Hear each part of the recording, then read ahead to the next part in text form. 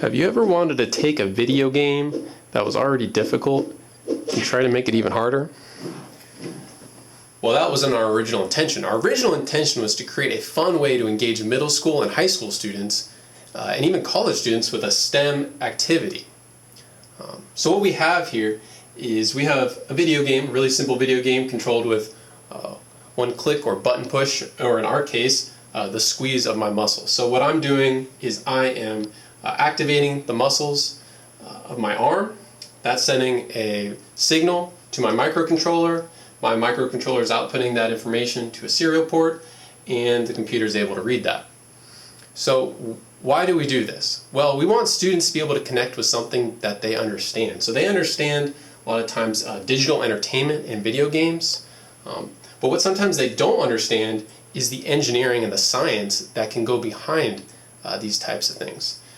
So this is a way for us, we use it to communicate information about biomedical engineering technology in the field of healthcare technology management. So we teach students about medical device repair and how to manage medical equipment. But this activity can be used for electronics, it can be used for anatomy and physiology, it could be used for motors and controls or programming. There's a lot of ways, there's a lot of information that we can use to communicate to students. And this is a fun way to get students excited about STEM. So that's what we're using it for.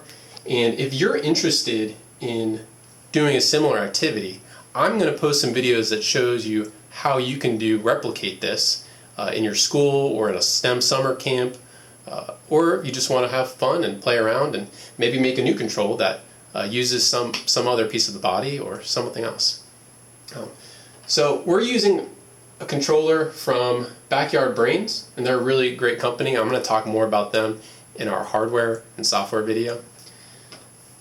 But this activity has provided a lot of great opportunities. And students, when they get engaged in this, they are always taking out their phones, they're taking pictures and videos and posting them to Snapchat and Instagram, and they're sharing what they're learning, and they're processing how engineering and technology are engaging to them. And anytime we can do that, we can build their confidence so that they're excited and interested in learning more about the STEM field.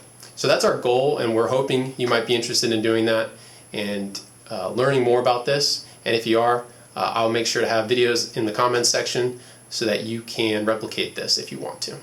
Thank you.